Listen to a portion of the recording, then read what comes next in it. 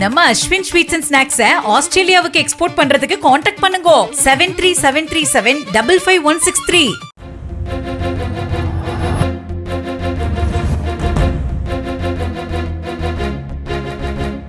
திருஷ்யம் படத்தின் மூலம் தென்னிந்திய ரசிகர்களிடம் பிரபலமான நடிகை அன்ஷிஃபா ஹசன் நடிகர் டினி டாமுக்கு எதிராக முன்வைத்திருக்கும் குற்றச்சாட்டுக்கள் தற்போது கேரள திரையுலகில் பரபரப்பை ஏற்படுத்தியிருக்கிறது. மோகன்லாலின் மகளாக திருஷ்யம் படத்தில் நடித்த அன்ஷிஃபா ஹசன் சில மாதங்களுக்கு முன்பு அம்மா எனப்படும் மலையாள திரைப்பட கலைஞர்கள் சங்க நிர்வாக குழுவில் இருந்து திடீரென விலகினார். அப்போது அவர் தனிப்பட்ட காரணங்களை மட்டுமே குறிப்பிட்டிருந்தார். ஆனால் சமீபத்தில் ஊடகங்களுக்கு அளித்த பேட்டியில் தனது விலகலுக்கு பின்னால் நடிகர் டினி டாம் இருப்பதாக குற்றம் சாட்டி அதிர்ச்சியை ஏற்படுத்தினார்.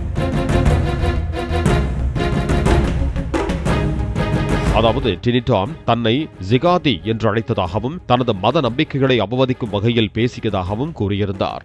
மேலும் திரையுலகில் சிலருடன் தன்னை இணைத்து பொய்யான வதந்திகளையும் பரப்பியதாக அன்ஷிஃபா ஹசன் குற்றம் சாட்டியிருந்தார். இந்த விவகாரத்தை அம்மா அமைப்புக்குள் பேசி பயனில்லை என்று கூறிய நடிகை சட்ட ரீதியாக நடவடிக்கை எடுக்க முடிவு செய்தார். இந்த நாட்டில் சட்டமும் இருக்கிறது, நீதிமன்றங்களும் இருக்கின்றன. எனக்கு ஏற்பட்ட மன உளைச்சலுக்கு நீதி வேண்டும் என்று அவர் தெரிவித்திருந்தார்.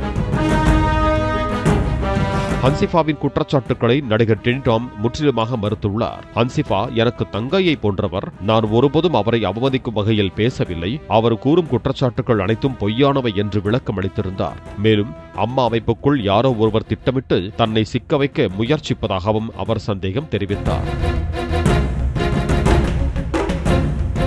இந்த நிலையில் நடிகை அன்ஷிஃபா ஹசன் கேரள முதலமைச்சரிடம் புதிய புகார் கொடுத்திருந்தார். அதில் தன் மீது பொய் புகார் அளித்த சங்க துணைத் தலைவர் லட்சுமி பிரியா காவல் நிலையத்தில் வைத்து தன்னை மன ரீதியாக துன்புறுத்திய போலீஸ் சப் இன்ஸ்பெக்டர் ரேஷ்மா மற்றும் இந்த விவகாரத்தில் ஒரு தலைபட்சமாக செயல்பட்ட சங்க தலைவர் ஸ்வேதா மேனன் ஆகிய மூவர் மீதும் நடவடிக்கை எடுக்க கோரி அதில் வேண்டுகோள் விடுத்திருந்தார்.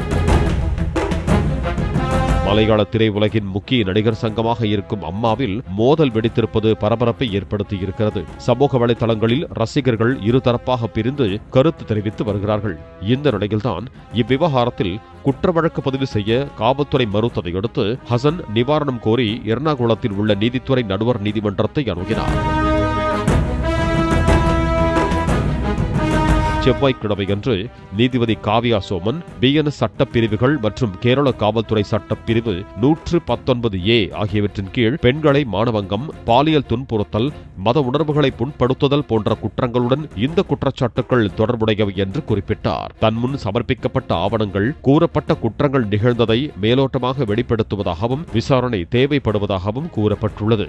முழுமையான ஆதாரங்களை சேகரித்த பின்னரே குற்ற நோக்கம் இருந்ததா இல்லையா என்பதை தீர்மானிக்க முடியும்.